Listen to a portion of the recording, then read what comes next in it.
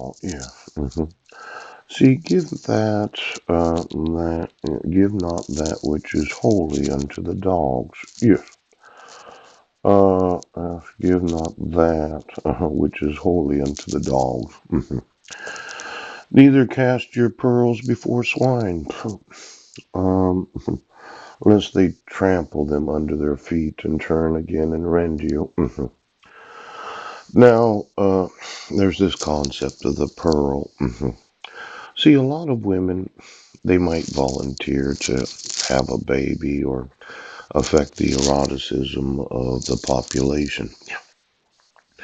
But the thought of having a weapon of a sexual experience that would cause an immediate response, yes.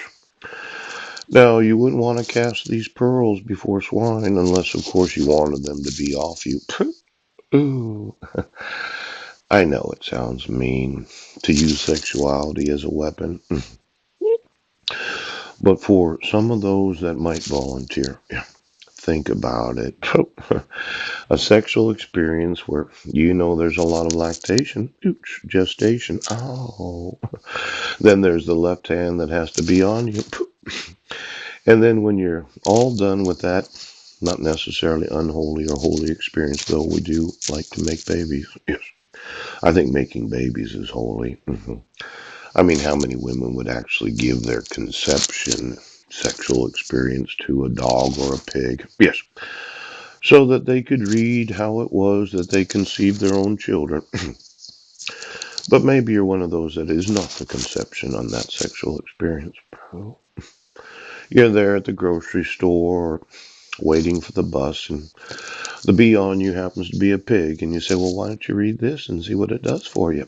Oh, all of a sudden there's this huge erection, and for whatever reason, the individual just no longer remembers why it was they were going to be on you. Using sex as a weapon seems to be something that a lot of the population didn't really appreciate, but for every volunteer that would like to have a bullet in her gun, nothing like just giving that sexual experience to a pig or a dog that would not get off of you because your tits are big.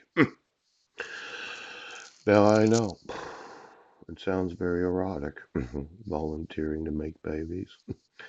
But for all of you that had to be on the population, that had to have sex through the congregation, yes, that had to put a dog on each and every person so you could know what they were doing. Yeah. I dislike the thought of any man using my sexual nerve endings so as to stimulate themselves. And for all of you that are dogs or pigs that said, well, I'm going to have to take his genitals, yes. I want women to volunteer their sexual nerve endings, their eroticism, yes, to not only affect the heterosexuality of this nation and other nations, yes, but to have a weapon that if they were to bring it out, it would cause an immediate sexual response to the individual that won't get off of them. Now, I know what happens.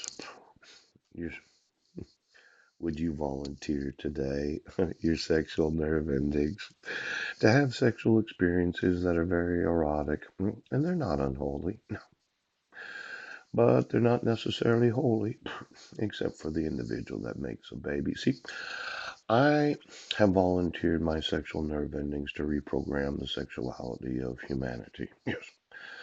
But I want to equip each and every volunteer with the necessary memories that if they ever ran into that little problem of being on me, yeah, you could give them something that they never expected. Right now, the eroticism of volunteering in the office. Doesn't that sound nice?